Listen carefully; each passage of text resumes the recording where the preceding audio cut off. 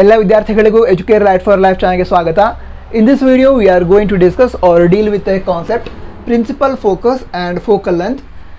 These two concepts belong to chapter Ray Optics and Optical Instruments, which is the 9th chapter of 2nd PUC Physics according to NCERT syllabus. And this is a part 3 or third video on Ray Optics and Optical Instruments in Educare Light for Life channel. If you haven't watched the previous episodes, you can check the links in the description or you can directly check our channel.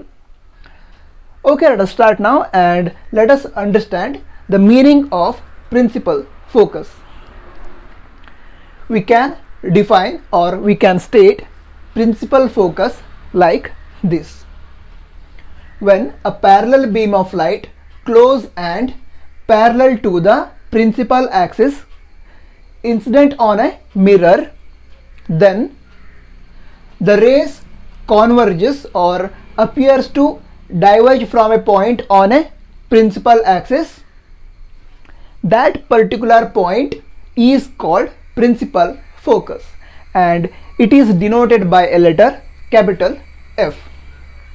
Clear ಆಯ್ತಾ? ಈಗ mirror ಏನಿರುತ್ತೆ ಅದರೊಳಗೆ 2 types ಇರುತ್ತೆ. ಒಂದು concave mirror, ಮತ್ತೊಂದು convex mirror. ಓಕೆನಾ? ಈಗ mirror ಅಂತ ಹೇಳಿದ್ರೆ ಒಂದು ರಿಫ್ಲೆಕ್ಟಿಂಗ್ ಸರ್ಫೇಸ್ ಇರುತ್ತೆ, ಮತ್ತೊಂದು ನಾನ್ ರಿಫ್ಲೆಕ್ಟಿಂಗ್ ಸರ್ಫೇಸ್ ಅಂತ ಇರುತ್ತೆ.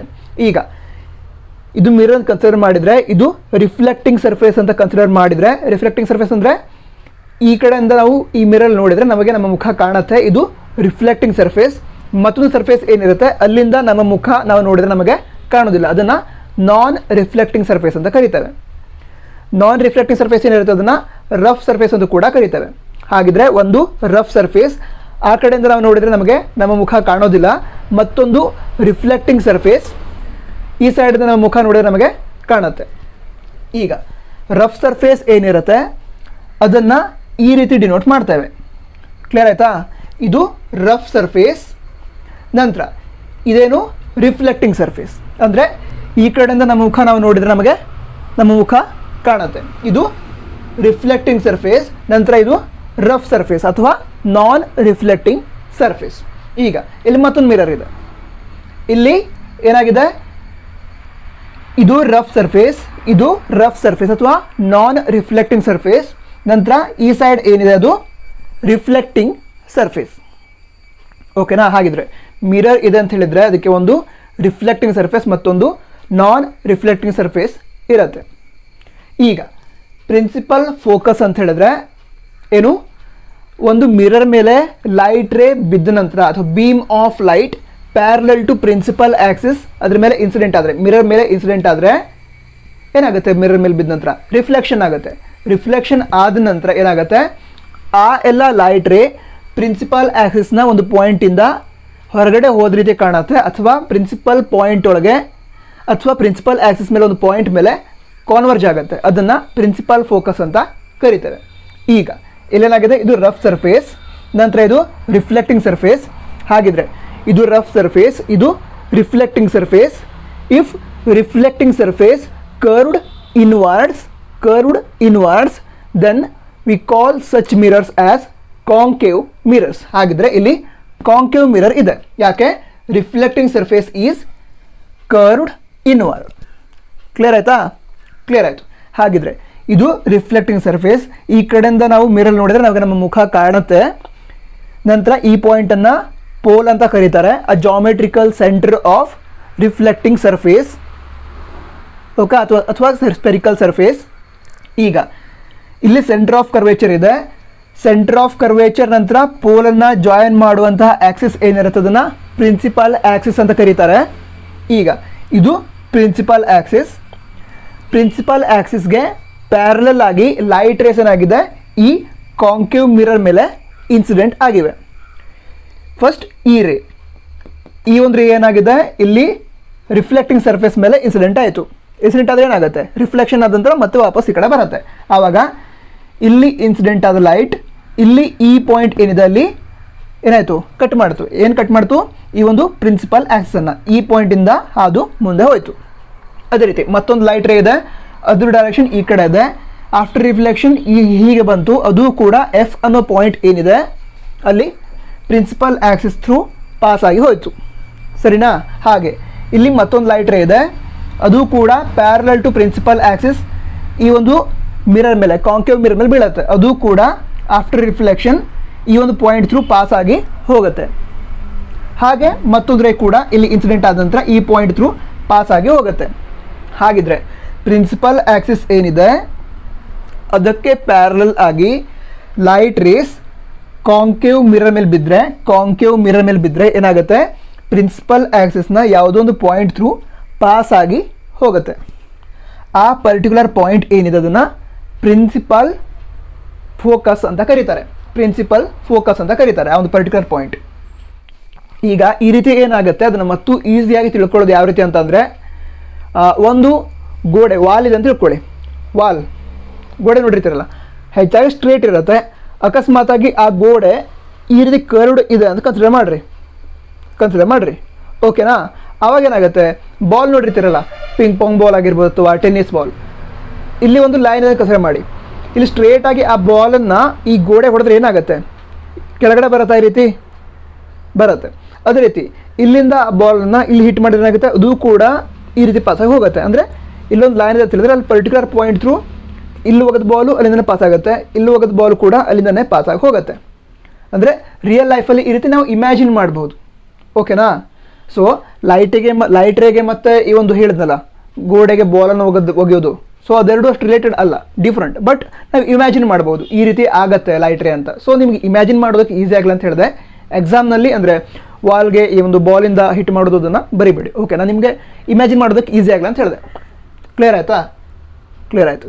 ನೆಕ್ಸ್ಟ್ ಇಲ್ಲಿ ಮತ್ತೊಂದು ಮಿರರ್ ಇದೆ. ಇದ್ಯಾವುದು? ಕಾನ್ವೆಕ್ಸ್ ಮಿರರ್ ಅಂದ್ರೇನು? If reflecting surface is curved outwards then such mirrors are called convex mirrors. ಇಲ್ಲಿ ಕಾನ್ವೆಕ್ಸ್ ಮಿರರ್ ಇದೆ, ಇದು ರಫ್ ಸರ್ಫೇಸ್, ಇದು ರಿಫ್ಲೆಕ್ಟಿಂಗ್ ಸರ್ಫೇಸ್. ಈಗ ಏನಾಗುತ್ತೆ, ಇಲ್ಲಿ ಪೋಲ್ ಇದೆ, ಇಲ್ಲಿ ಸೆಂಟರ್ ಆಫ್ ಕರ್ವೇಚರ್ ಇದೆ. The axis which passes through centre of curvature and pole of the mirror is called principal axis. ಇದು ಪ್ರಿನ್ಸಿಪಲ್ ಆಕ್ಸಿಸ್. ಈಗ ಪ್ರಿನ್ಸಿಪಲ್ ಆಕ್ಸಿಸ್ಗೆ ಪ್ಯಾರಲಲ್ ಆಗಿ ಒಂದು ಲೈಟ್ ರೇ ಇಲ್ಲಿ ಬಿದ್ದರೆ ಏನಾಗುತ್ತೆ, ಇದು ಮಿರರಾ, ಸೊ ರಿಫ್ಲೆಕ್ಷನ್ ಆದ ನಂತರ ಈ ಡೈರೆಕ್ಷನ್ ಹೋಗುತ್ತೆ. ಅದೇ ರೀತಿ ಇಲ್ಲಿ ಬಿದ್ದರೆ ಲೈಟ್ ಏನಾಗುತ್ತೆ, ಈ ಡೈರೆಕ್ಷನ್ ಹೋಗುತ್ತೆ. ಅದನ್ನು ಎಕ್ಸ್ಟೆಂಡ್ ಮಾಡಿದ್ರೆ ಎಲ್ಲಿಂದ ಸ್ಟಾರ್ಟ್ ಆಗಿ ಮುಂದ್ಗಡೆ ಆಗುತ್ತಲ್ಲ ಅದನ್ನು ಎಕ್ಸ್ಟೆಂಡ್ ಮಾಡಿದರೆ ಪ್ರಿನ್ಸಿಪಲ್ ಆಕ್ಸಿಸ್ನಲ್ಲಿ ಒಂದು ಪಾಯಿಂಟಿಂದ ಅದು ಎಮರ್ಜ್ ಆದ ರೀತಿ ಕಾಣುತ್ತೆ, ಅಥವಾ ಈ ಒಂದು ಪಾಯಿಂಟಿಂದ ಆ ಲೈಟ್ ರೇ ಮುಂದ್ಗಡೆ ಹೋದ ರೀತಿ ಕಾಣುತ್ತೆ. ಆ ಪರ್ಟಿಕ್ಯುಲರ್ ಪಾಯಿಂಟನ್ನು ಪ್ರಿನ್ಸಿಪಲ್ ಫೋಕಸ್ ಅಂತ ಕರೀತಾರೆ.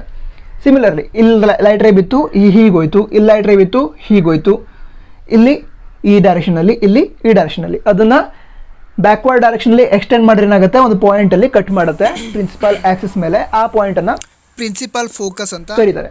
ಇದನ್ನು ಕೂಡ ಆ ಒಂದು ವಾಲಿನ ಎಕ್ಸಾಂಪಲ್ ಏನು ಹೇಳಿದೆ, ವಾಲ್ ಮತ್ತು ಬಾಲಿನ ಎಕ್ಸಾಂಪಲ್ ಅದು ತೊಗೊಂಡು ಹೇಳೋದಾದರೆ, ಈ ರೀತಿ ಕರ್ವ್ಡ್ ಸರ್ಫೇಸ್ ಇರುತ್ತಾ, ಸೊ ಈ ರೀತಿ ಕರ್ವ್ಡ್ ಸರ್ಫೇಸ್ ಇದೆಯಾ, ಇಲ್ಲೊಂದು ಲೈನ್ ಇದೆ ಅಂತ ಕನ್ಸಿಡರ್ ಮಾಡಿರಿ.